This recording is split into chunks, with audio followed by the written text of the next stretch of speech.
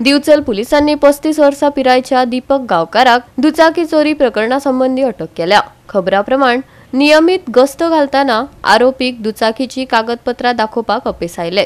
चौकशेत ताणे चोरीची कबुली दिली। ही दुचाकी पोलिसांच्या ताब्यात आसा आणि फुडली चौकशी चालू आसा। पळयात महेश गोवेकाराचो रिपोर्ट।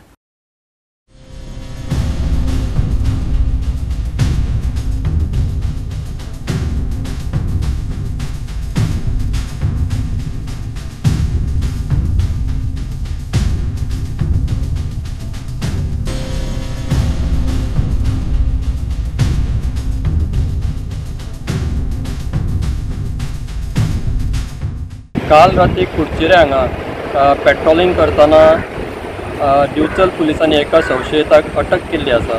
मेळिल्ल्या म्हायती प्रमाण ताचें नांव दीपक गांवकर, 35 वर्सां पिरायेचो।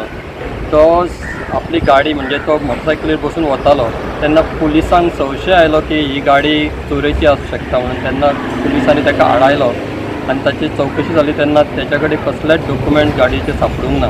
ह्या प्रश्नाचेर दिवचल पुलिसांनी ताका अरेस्ट केल्लो आसा आनी आतां जी फुडली जी चौकशी आसा ती दिवचल पुलीस करीत आसा।